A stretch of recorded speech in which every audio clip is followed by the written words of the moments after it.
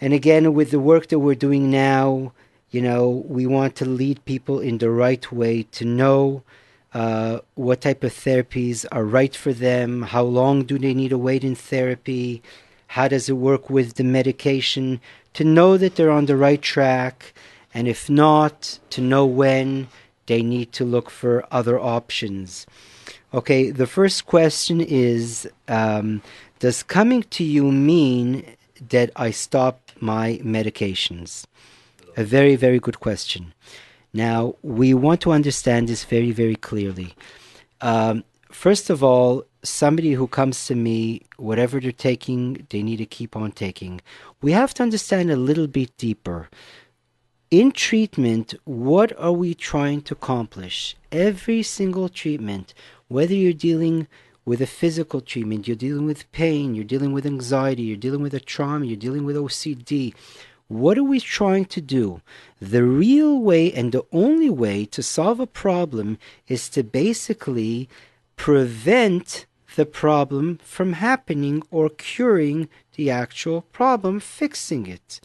If somebody has fever, you put ice on their forehead, you're not taking care of the actual flu or virus. You're lowering the temperature, you remove the ice. It could take an hour, 2 or 3, but again, the temperature will rise. So what happens is like this. Medications, a good example, somebody has a trauma. Okay, they went through something. Something is created in their subconscious. This trauma, this criticism, whatever they went through is alive in their subconscious mind. They go to a psychiatrist, they go to their doctor, they get medications. The medications might help them relax, it might help with their anxiety. But again, we have to understand it's basically ice on a hot head, from somebody who has a flu. So will they feel better? Percentage-wise, they'll get some type of a percentage. It all depends on the degree of the trauma or anxiety or OCD or whatever the case is. Now, that medicine is basically doing one thing, like pouring water into a cup, but the cup has a hole. What's the hole? The existing problem that continues to exist like before the medicine and like after the medicine. So this question, does coming to you mean that I stop my medicine? You have to understand, somebody who comes, I'm not against the medicine, but I am for solving the problem. So I will get to the root of the problem, and there's different techniques to either disturb the OCD, to disturb the triggers of anxiety, but to prevent the actual source of the problem from happening. Now, if the source of the problem becomes lighter and lighter, their psychiatrist will obviously reduce the medicine more and more because they don't need as much because the problem is lighter. It's not a matter of reducing medicine, which is, you never do such a thing without a psychiatrist. And even somebody comes to me, they deal with a psychiatrist. But becoming better means that they need less medication because they're a healthier person. And as they get healthier and healthier, they can slowly reduce with the psychiatrist the medicine because they are just getting out of the problem. And that is really, really the goal, okay, to get out of the problem. It seems like we're going back and forth. First of all, we have at least a caller. So Yes. let's take her. But I have a lot of question about this. Wow. Maybe, So once I get through tonight, okay, I think okay, we're going to... go. So first of all, let's go to the caller. Hello, you on there? Yes, hello. I wanted to tell you that many years ago, I had marriage difficulty, and a Rav advised us to go to a therapist. And he was a real Shomer Shabbos, Torah Mitzvah, really a very special person, and he had all the ABCs after his name. And we had to travel, and he was really very well known. And I want to tell people who are young, we went for 3 years. We didn't have coverage for this. It took away our last penny. We were embarrassed to tell people. We didn't have help. And we went for 3 years straight. And we saw absolutely no results from this therapist. Now, I just want to let young people know who don't discuss this with other people. Not every therapist is the right person, and you have to give yourself a certain amount of time. And you discuss this, that if this therapist is not helping in any way, then there are other therapists. He might be a really special person, but he's not the person for you. And really, you have to know when to make that switch. I really, really appreciate it. You could stay on the line, and you really, really made me feel good by, by hearing your experiences, because this is really one of the reasons that I'm here, is that people sometimes come and they say, I was in therapy for 20 years. And it really, really hurts me, and we want people to basically not be fooled, to know the truth.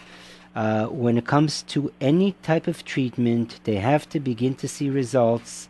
I've personally spoken to therapists who wouldn't even give me a time frame of 5 years. So I said 10, even that they couldn't. I said 15, even that they couldn't. Good for the business, That's I know. I'm very. I know. Unionism is going to jump in there. You trig my. Yeah, I can't. I can't hold him back. I have to sit closer to the other side or tie him down or something.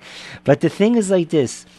That you have to begin to see results. Now, you're dealing with something so complex that I remember speaking to Gdoilim. I remember speaking to Rav Avram Palm, other Gdoilim that, Lavda ben Chaim L'Chaim, and I told them when I was much younger, I never see couples together, and it's completely wrong.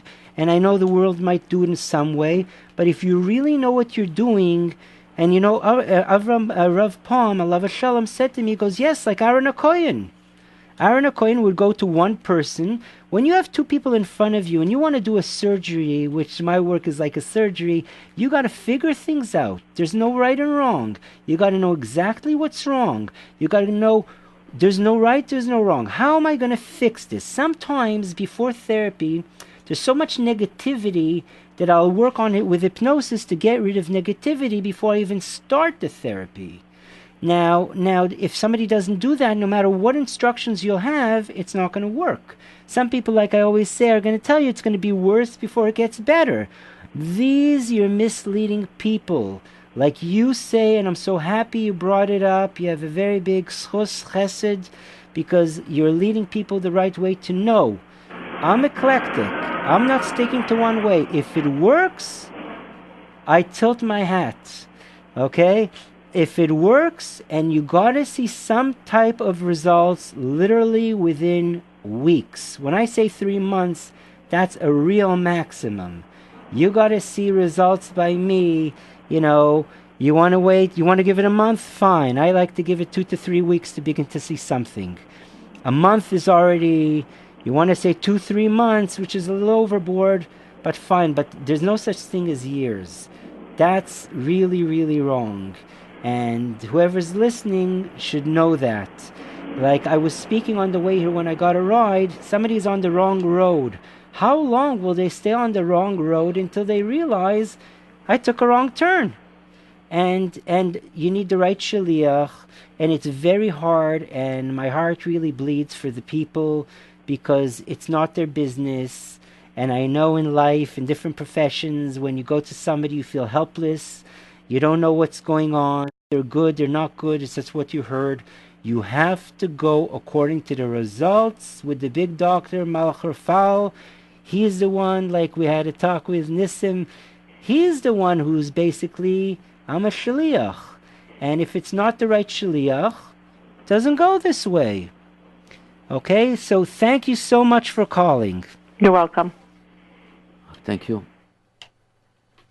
We're talking about... You forgot some of your questions, Nissim, right? No, it's not the question, it's like this approach, We have, right now we live in a society basically between the West and the East, and the way of treatment. And I love it because, the West is treating also only by the symptoms, not with the roots, You have headache, you take a headache pill, and you forget about it. You don't check that this headache is sign of something wrong in the system. Maybe you're hungry. Maybe you didn't eat. Maybe you eat something wrong.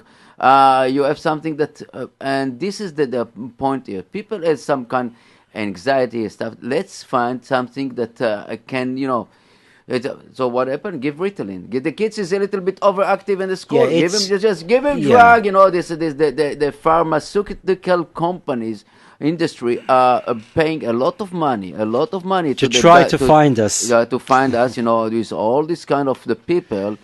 And I see that you have a big smile on Leon, and really they try to find us with all the effort, And I tell you, I had conversation and with many therapists. They're the best things, the quickest. Take a pill, take something, just calm down, take antidepressant, Zoto, all this kind of. See, it's basically you have to take care of the root of the problem.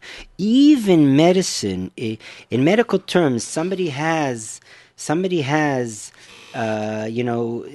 have some infection. They go to doctor.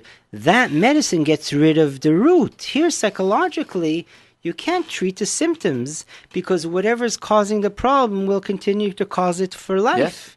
Yes. You have to get to the problem. That's why, like the last caller, if they didn't touch any of the issues, that means you don't see any results. If they begin to touch certain issues, you have to see some type of motion. I give people sometimes a more pessimistic view, but again, it's weeks until you got to see something. And again, not the symptoms. You have to find a way to disturb the root of the problem or treat the root of the problem or cure the root of the problem, but not the actual symptoms. And that's exactly the way to think. For the other question, the next question, will I ever stop taking medicines and be okay?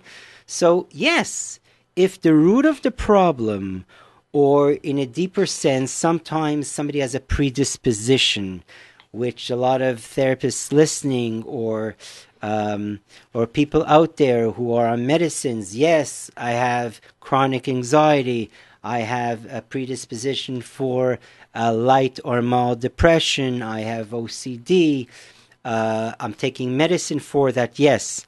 But there are ways that have, in this new revolution of disturbing the manifestation of certain problems like OCD, preventing triggers in predispositions of anxiety and depression, that means that it's not triggered. If it's not triggered, the person doesn't have a problem. And the serotonin levels or the imbalances do not need to be interrupted with the medicine, which is fabulous if you're dealing with the symptoms, but you got to know you're not going to get complete results. And when you're off of it, if you didn't solve the actual problem, you're right back where you are. Yes. Okay. And what's really important, if there's a listener, we'll take it soon. What is also important is something that might be very hard for people to understand in the professional world. And that is what we were discussing on the way here, actually, Nissim. And the scenario is as follows. Somebody has a problem. They go to their psychiatrist, their doctor, and he gives them medications. And, hey, they're fine. Okay, they're fine. A few months later, you know what? We're going to take you off of it. They take them off of the medications. The 6 weeks that basically took to enter the system after 3 weeks, but after 6 weeks, it's completely in the system. So 6 weeks after they're off the medication, say, look, they're still fine. I'm cured. 2 months later, they're fine. 3, 4, 5 months later, they're fine. This medicine cured my problem. Absolutely not. Guaranteed. I'll sign for you. It did not cure their problem. By the 6th month, boof. They have some stress, some pressure, back to square one. They never got anywhere. It was all a big myth. What happened over here? What happened over here is these are cases that davar yotzim min haklal, something that goes out of the regular way comes to teach on the clock, gives you the basic root that is always relevant, and that is that the symptoms were dealt with, the actual trigger was never dealt with. But in the case that I just gave of 6 months feeling well even after medicine is the case where the predisposition is so light that every day it's not going to be triggered, so they didn't feel it. They felt like they're perfectly fine. It took 6 months down the road until something in life had enough pressure to trigger that light predisposition or tendency, same thing. And then that problem that they always had for years and years actually came out, and they're back to the doctor, and nobody realizes, wait a minute, is this another problem? Or is this the actual problem that I've always had? Yes, it's the actual problem that they always had. They had a light predisposition that took quite a lot for it to get better. When we deal with such problems, we basically change the way the mind, everything you see and hear, the mind takes lighter, making it much, much more difficult for that predisposition. There really will be the same, but it won't be triggered in the same way, or it won't be triggered at all. I think that you cause a little bit problem to some people, certain people that hopefully that will. I want to tell you a story that I heard it from Rabbi Yuval Asharov. It's Sure. about a pilot, Israeli pilot, that he got the machala, and he heard about that in the United States a special person has a special treatment. He took all his saving, all his money, and everything. He went to America, to the United States, and he got the treatment. He got cure, excellent, perfect, and he back to Israel. He very happy. And in 2 years, and suddenly he read in the newspaper that this treatment, that the FDA in the United States caught this treatment, and basically found this is placebo. Was it nothing and a treatment in it? This guy died in a week. In a week, he died.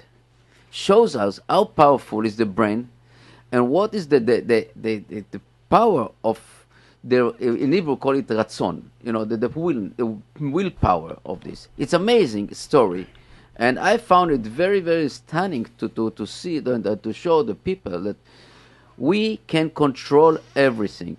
And I met today a person also, and basically in this building, that he told me that he has the machala, he had the machala, and he went to all the therapists, and the therapist told him, listen, the contact with other people that had this some illness, and to talk with them. And he found a guy, not Jewish, and he started talking with him about this, and he told him, listen, nobody can help you except one, is God. He wasn't Jewish, and I said, only one can help you.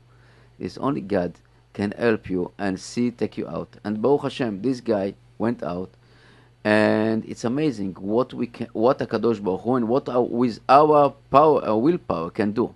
And this is your job, and that's what I'm putting you on the spot, to explain us how we can trigger our willpower and bring our wealth to our body and our soul. Okay, I mean, this is something that, I was just dealing with in the office as well. It's very, very important that, one thing you're talking about here, the willpower itself. It's very, very important. I know that I have another issue with people coming to me, especially people who unfortunately went for different treatments for years and years and years.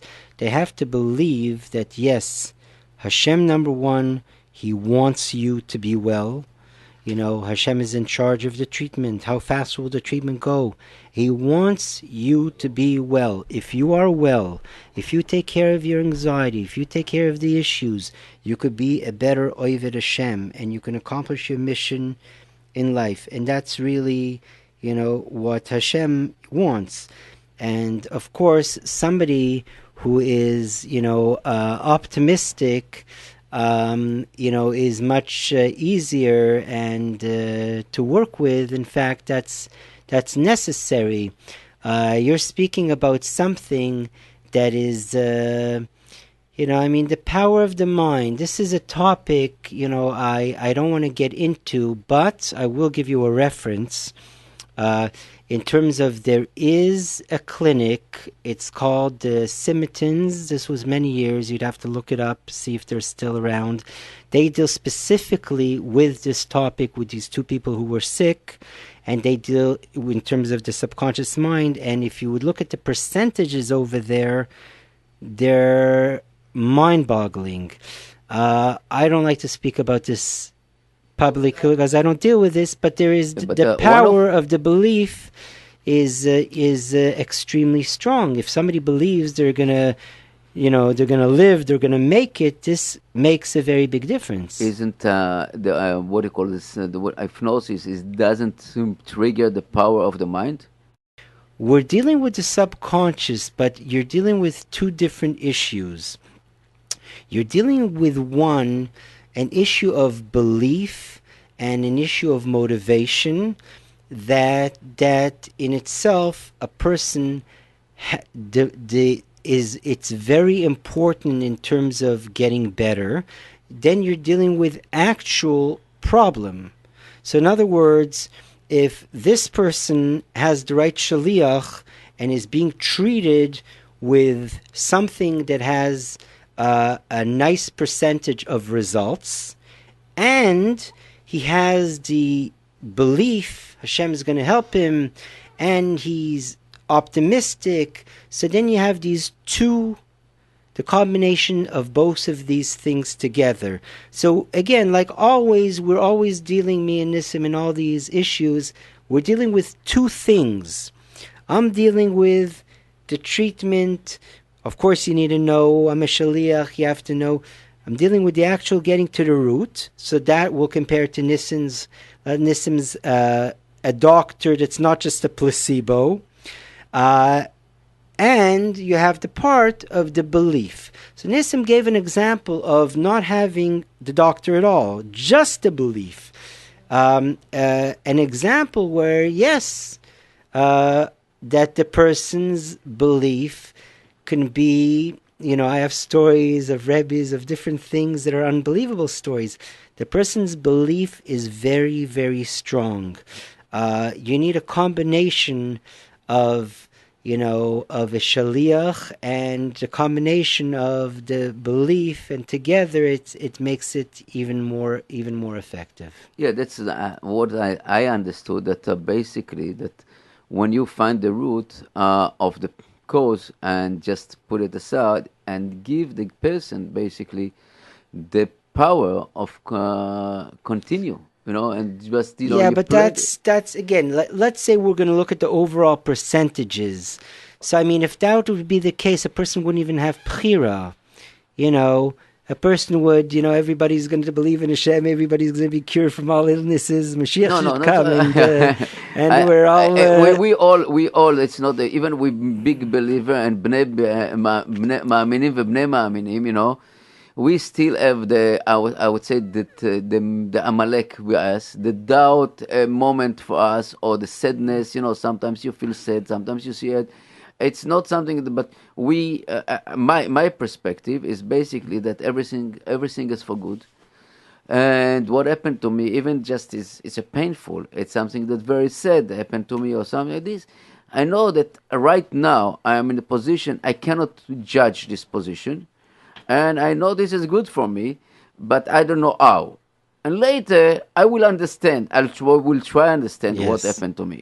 This is my perspective on life, or my philosophy on life. Because this is really what happened to me, or with many, many years, just taught me that I am, that everything that happened to me, even the worst things that happened to me during my life, that I thought is worst things to me, this was the best things that happened, eventually.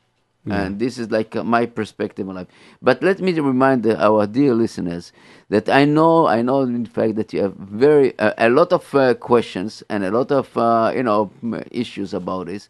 So please call us 718-683-5858.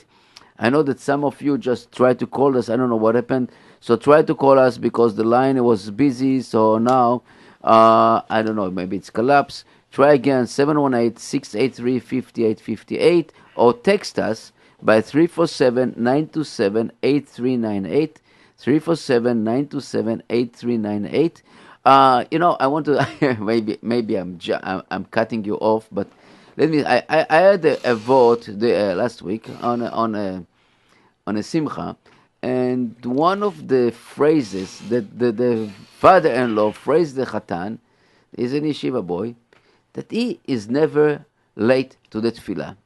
And I found it very, it's I spoke about it on the Shabbat, and I said, I found that today, found a very, very big chashuvei talmidei yeshiva boys and stuff like this, but somehow they, I would say, responsibility or time lacking, it's very difficult to them. What we can help them to find it, that that they will be more stronger on this issue.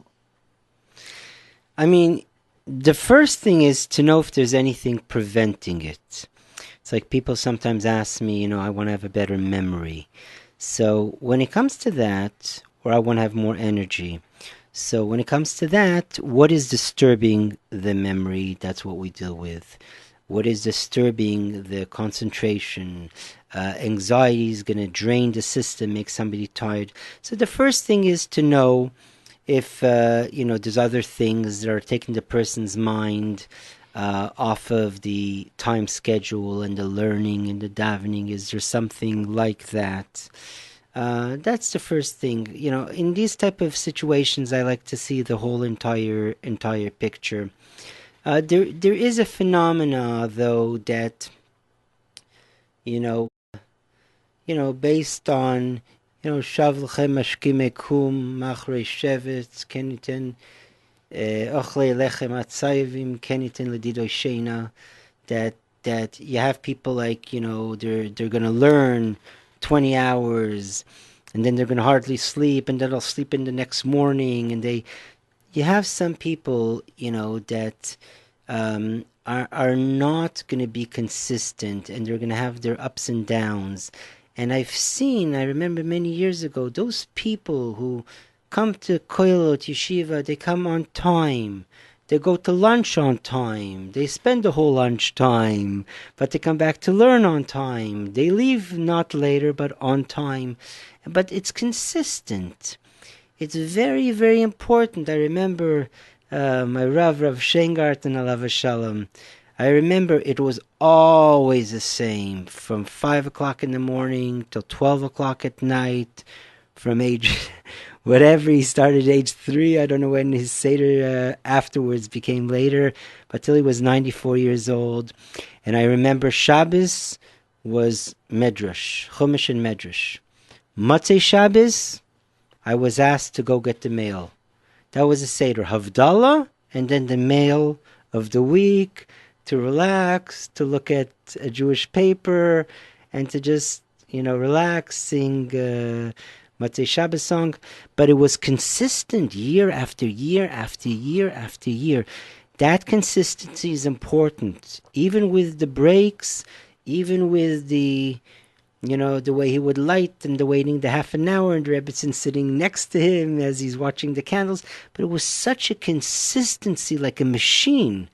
And these are the people that really get somewhere. And psychologically, it's very, very healthy to know the next day when you're waking up, to know that you're continuing, to know your mind's is going to relax over Shabbat, and you're going to learn Midrash instead, and to have that, that consistency.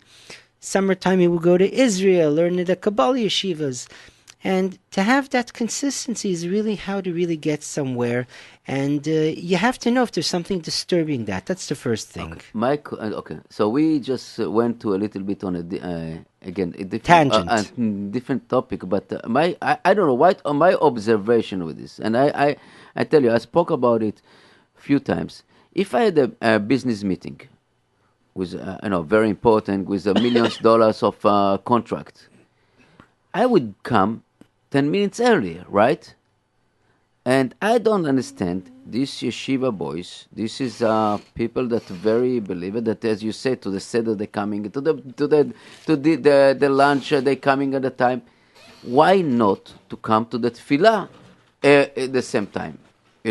This is my Yeah, point. this is something. It's not, I know what you're saying exactly. It's not Basically, responsible. when I was in yeshiva, and so I was also very, very bothered. I mean, because their Rebbeim would call me in and ask me questions about Bachrim. I was treated a little differently than your regular Bacher.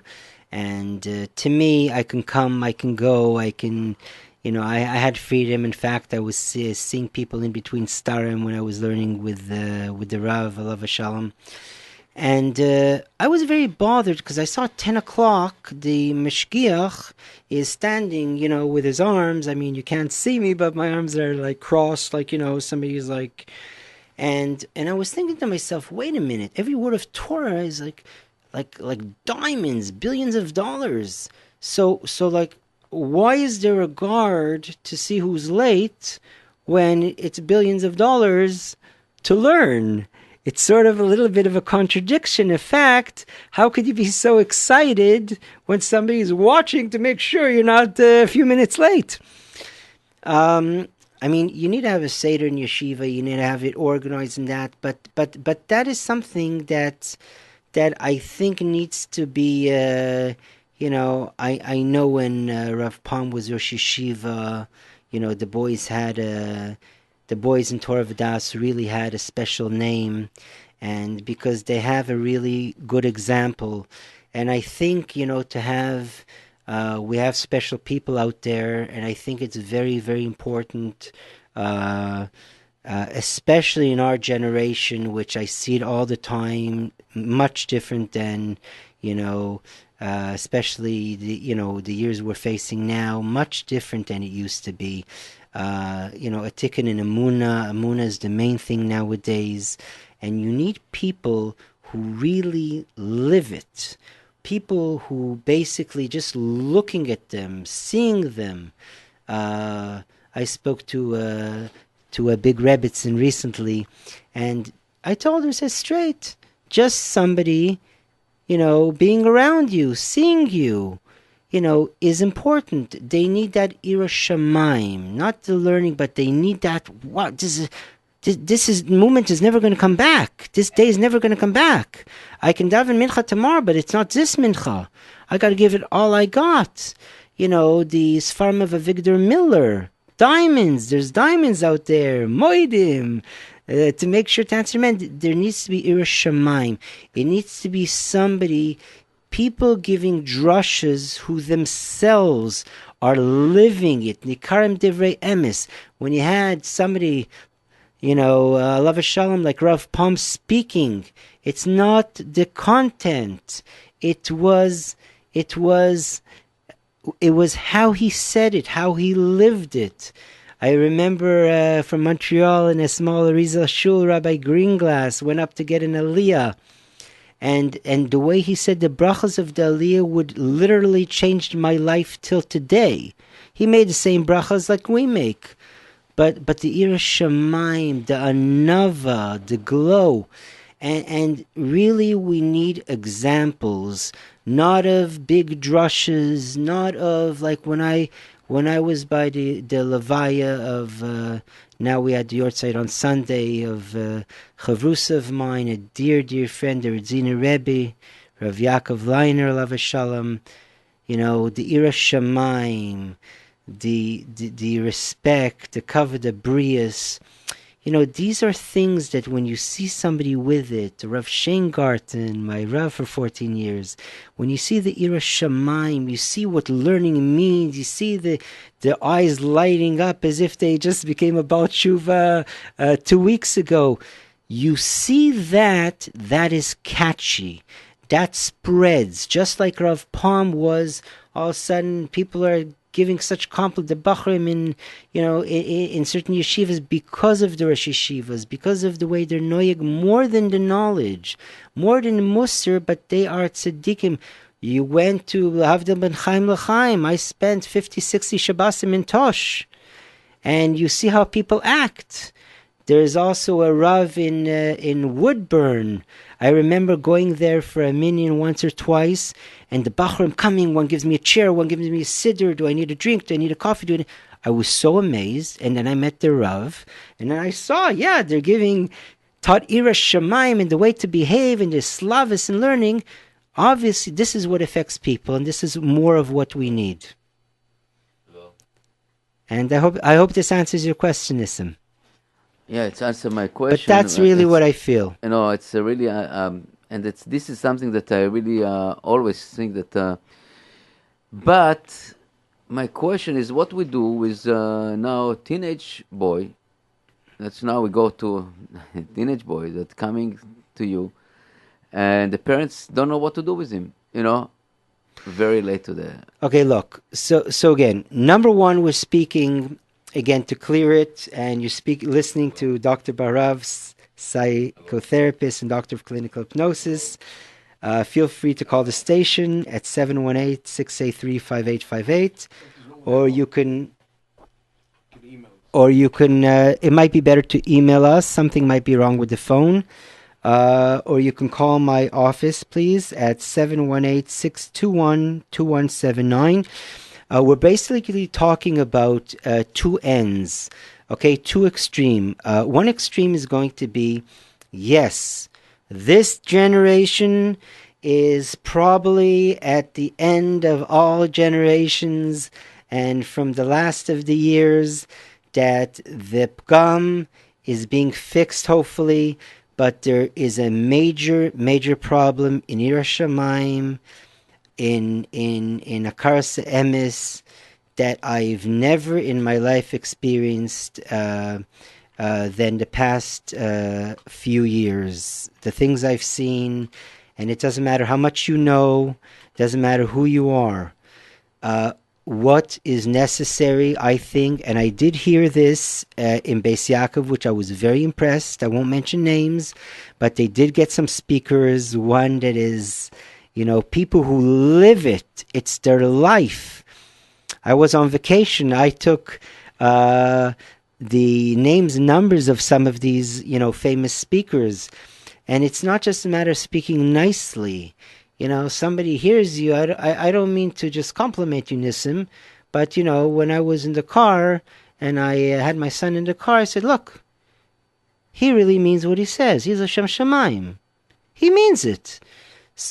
You need somebody. It's not a matter of intelligence. It's a matter of somebody with a heart who's going to fight for Yiddishkeit, who's an Oived Hashem, and Nikarim Divrei Emes. You see this on a person's action, in his face, who he's not going to. I remember I was once in camp and everybody was signing forms for government programs and to get money. All of a sudden they go to one Maggid Shir from a whole entire camp. I'm not signing. This is stealing from the government. It was such a fight, but the Kiddush Hashem that this man made, that they could have fired him, lost his job. Everybody's, all the owners are threatening him. They're never going to look at him the same. The Kiddush Hashem, the Olam Haba, that this person, that this Maisa happened, this happened over 15 years ago, stays in my head like it happened yesterday, because this is somebody real. And you have certain people should be going, and I know some schools have started it, like Beis Yaakov. My daughter told me had a certain speaker that I won't mention the name, but people that he told the girls straight out, and she even said, the teachers were embarrassed. He just spoke the truth. And a lot of things were embarrassing, with girl situations and certain things that are wrong. But he just went straight to the truth, and everybody was blushing. They were afraid to look at his face. But that's exactly what's necessary. People, Lahavdim Chaim, like Rav Palm, leaders, people, Lahavdim Chaim, like Rabbi Avigdor Miller, from the only people in our generation who can say something without having to tone it down. That's what my Rav said. He's the only one, he had told me. People in America, they have to tone it down. They can't take it. When the Jews don't behave, Hashem gives them much. Like my Rav used to imitate. And he says, from the only people who can do that, and he said something else that's, B'yischus, this Rav is alive, but he said, you know what? You listen to hundreds and hundreds and hundreds of tapes, Nissim. This you don't know. And you'll hear at the end of the tape, Kaddish is beginning. It's either beginning, it's in the middle, it's in the end. You know why? Because you're coming to hear him for 1 hour. And this is Rabbi Avigdor Miller. Okay? He knew, you're giving me 1 hour of your time. I'm not going to take another 5 minutes or 3 minutes. You might have to go to a child. You might have something else. You might have business. You might be just texting your friend. It doesn't matter. You came here for an hour. I'm not going to keep you up. That is real. And that's what we're missing. Okay? And you'll hear every tape. And you'll notice how it's not by chance timed for the exact give or take 1 to 3 seconds. It's planned out, and you could test it and listen to the tapes, hundreds. Yes, I know this is amazing. I want to tell you, one of the texters that told me. Yes, go ahead. Rav Nissen, Back to our topic. No. It's give him airtime. Let him talk. He says medicine. You talk about power of the brain. Thank you very much. We've heard these texts before. I'm not an expert. And I'm not a reb, and I'm trying to basically to put the truth and under the carpet, and just we know that we're trying to work. And thank you. And we got the critics, and this is basically our shows, and this is all about the truth. Yeah. So we want to say a few important things still. I was also asked a question here. That I promised to answer in terms of young children. At what age are they able to come to the type of treatments that I deal with? Basically, you're talking about a child that is able to maybe imagine, could be 7, could be 8. Children are actually, I deal with a little differently. I do rapid inductions. Sometimes the beginnings are harder, but Baruch Hashem, it's successful with children as well. I also want to say something that, I was given a note here, that in terms of diagnosis, it's very, very important that the diagnosis, not be done by educators. Every person has to know what they are able to do and what they're not able to do. We got calls from a lady who had a problem with the Shalom Bayis, and you're talking about 3 years, which is a crime. You don't take somebody's time and money and see no results, and they don't know what to expect, and the person has a name. The person has to be truthful in terms of are they able to help. Now, it's very important that at best, if somebody gives a referral, the people who are going to the doctor don't just look at the doctor, and if you want results. Somebody calls me up, I'll hear a little bit of information, could tell you right away, am I going to take you, am I not going to take you? You come for a consultation, what are we talking about? Which is also very important. It's not a matter of getting to the subconscious mind. We want to get to the root of the problem. We want to solve it. The most important thing you have to know, you have to be on the right road. A proper diagnosis. We have to know, what are we dealing with? Are we dealing with trauma? Are we dealing with anxiety? Is it low confidence as well? How are we going to resolve these? Which are the problems? What are branches of the problems?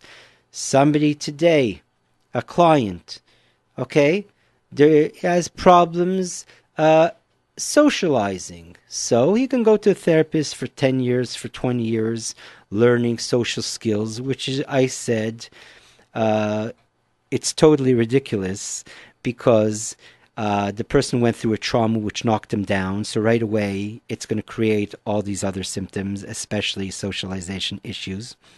And their confidence is down to the ground. So I told him if somebody would be treating, you would be going to a therapist to learn techniques of how to socialize, they're basically committing a crime. Maybe they're innocent, and that's Hashem's cheshbon.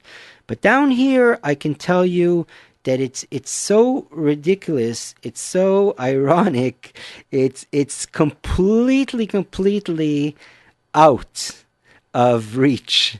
It's completely out of the ballpark. It's not even in the right field, because once your traumas are taken care of, and there's a special treatment for that, that is actually pretty quick, believe it or not, and you're built up, your fears, your worries, your doubts, subconsciously we build up your confidence, your perceptions, gets rid of the anxieties. Then I will reevaluate you like a brand new person walking in and see how your social skills are. Or 90% or 80% or 70% at the worst, hopefully. Then you might need some social skills. We could discuss certain things, which is really the icing on the cake. It shouldn't take more than a very short time, because you basically have the kalim, you have the confidence, we took care of the fears, and the rest is touch-up. But you can't flip it over the other way, okay? Which is really, really important, to work on a child's performance when they have anxiety. To ask somebody who has OCD to, okay, you're only going to take a shower for 10 minutes, and they go and they're jumping out of the skin. Why don't you first try to take care of the problem? And if they don't know how, send them to somebody who does know how. There are techniques out there, and that's why really I'm here. And I spoke about the OCD, the anxiety, the trauma. There are very good ways to treat these problems. And again, we're talking about getting to the root, or disturbing the root, or basically having the mind take everything lighter, so the triggers or predispositions, I'm sorry about the technicalities, but the predispositions or triggers are not activated. Dealing with symptoms does not work. Medicines who will only deal with symptoms, again, it's obvious what's going to happen when the medicines will be reduced or eliminated. It will only be a certain amount of time till the problem comes again, because obviously whatever caused it the first time will cause it the second time with the same intensity that was needed to trigger the first time. Any questions, or is a problem with the line? No, I don't know. It seems like the problem with the phone line. I don't know. Every time that So we're somebody sorry called, about that, listeners. It seems there's a problem with the line. I don't know which. They have the text, the number for the text. The number Maybe of we'll the text repeat is it again. 347-927-8398. Basically, we have like 8 minutes left, and the question is like this again. The best things for the treatment by hypnosis. What is the really what is the best things? What I would say the best issue, or let's go phrase it a different way. People go and 2, 3, 4 years to therapist. Who gives this therapist the license?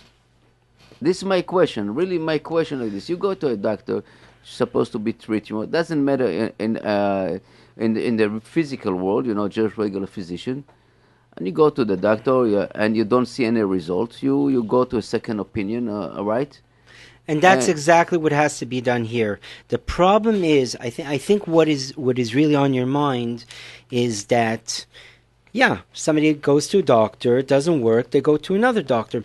Here, okay, you're dealing with something that not only is it something they learn, they have to be. It's like for your job or for helping somebody, you have to be somebody who looks at the whole picture. You have to have a heart. You have to understand. You have to have chokhmas lev. And there's different levels of that. You don't go become a medical doctor because you want to be rich. If somebody does that, these are going to be the worst doctors out there. It's the old-timers that went to hospitals on Shabbat and walked to see their patients, the real dedicated ones. So it requires more than just skills, but you have here not only theory, but the main thing is the practical application, and to know you're dealing with different character traits, dealing with different people, different emotions. So, therefore, you have to put a lot of things together. You're dealing with neshamas. You're dealing with different people. It's not just a physical body, but you're dealing with a much more complex being, and a lot of things have to be taken into account. And a lot of times what happens is it's even more complex than that, because there's a number of issues involved. Which is dealt with first, second, third, and why? So there's a lot of room for error, and there's a lot of room for having things being slowed down. And that's why really, again, we're mentioning to the listeners that if whatever they're doing, I didn't mention any techniques or therapies, but just in general, because I'm eclectic, besides the work that I do and the treatments I came up with. But I'm eclectic. If something's going to work and you're going to call me and say, hey, maybe it'll go faster with you, but I'm doing pretty great right now, I wouldn't have you come. You're doing great. They're a good shaliach. Go! If something works, it works. But if something doesn't work, so that's when you have to know that Harbe Shulchem Yesh La Makom, and Hashem wants you healthy. Nizna Reshus Laroife Larape, and you need the right shaliach, you need the right treatment, and that's important. That's important to know, and you have to also know. And when I spoke about OCD, about ADD, ADHD, so I think that opened up a lot of eyes in terms of being a rule. That just like a lot of people, over the years, over a decade, who came to me and they saw that their children don't have that, and they were taking medicine all these years for nothing, and I mean not for nothing, but they really had, severe anxiety or OCD and anxiety, and they were able to get out of that. But to label somebody with a problem that's going to give them such a label that they won't even go and look for something else as a cure, and be labeled like that and think that's how they are for life, when there's a whole book and a whole other side that says the myth of ADD, ADHD, that's something really to scream at, which I could leave to you, Nissim, to scream at. But I want that to be a klal, that just like people could make a mistake of a lifetime, or therapists could, God forbid, or people who have such children, you better make sure that it's not anxiety or OCD that's creating anxiety. And the same way is somebody who's going for treatments and it's making the marriage worse, or the condition is becoming worse, or it's not being helped. Like I said so many times, there's no such thing as waiting half a year, 2 years, 5 years, 10 years for results. There's no such thing. Whoever tells you that, let them call me and tell me that, because that's not fair for people who don't understand and they want help. And the other thing is, you first need to feel pain. You need to feel worse before you feel better. Also, in my name, you can say that that's really leading people the wrong way. And thirdly, yes, I've had this problem for 20 years. Well, listen, it's going to take you 20 years to solve it now. That's also You can scream at them, okay? Yeah, no, that's And tell them Nissim sent you, and you can mention my name as well. But we really want the people not to be led in wrong directions, in ruchnius, in gashmius, in health. And whoever calls and tells of such experiences, they're only being mechazik, the listeners, and just really, really lifnei iver lo siten michshol, and we're trying to prevent people from that. I know that Rabbi Weinberg and the afternoon show is also talking about it and talking about that don't let it discourage yourself and just go to a second opinion. Go to if it doesn't work, you have to go. And what is the last word for the therapists themselves? And I would say even to the teachers in school. What I want you to get some word for these people. In terms of what? Elaborate. Just all about just the easy solution. Go out and stuff like this.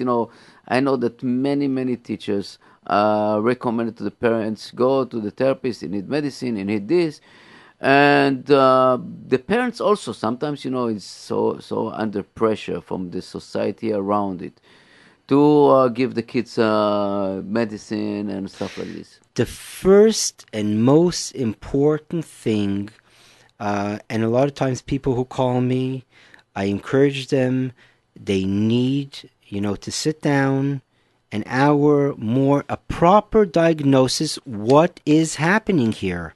What is the actual problem? That's the biggest chokhmah, is to locate, to know what the diagnosis is, what's causing this.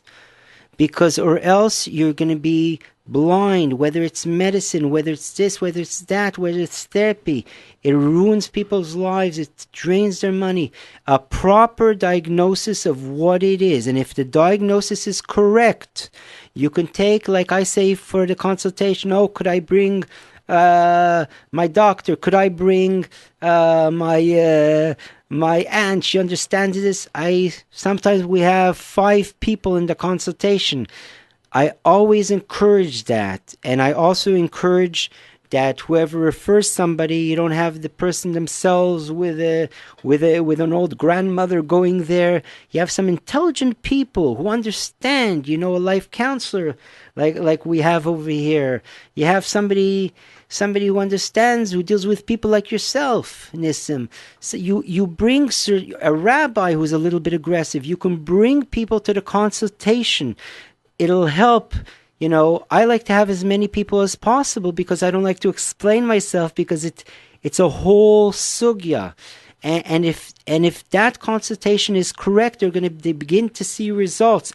But I truly recommend, and I didn't think about it till you asked me this question, that I really recommend, now that you asked me, that they have a proper consultation, and they should bring strong people who are knowledgeable, okay, whether it's your rabbi, whether it's your life coach, people that are a little critical, that have been around, and they could ask some smart questions to see if the person really is able to help you. Do they have an idea of how long it'll take? What's their course of treatment?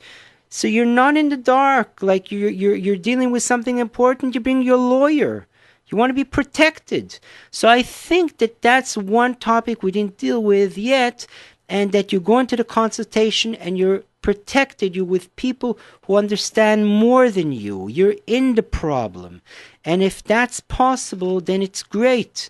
Again, people are welcome to call me at 718-621-2179. That is my office phone. If there is a certain problem, you want me to hear you out a little bit, to give you an idea what we're talking about, I would try my best to accommodate as many people as I can, to hear.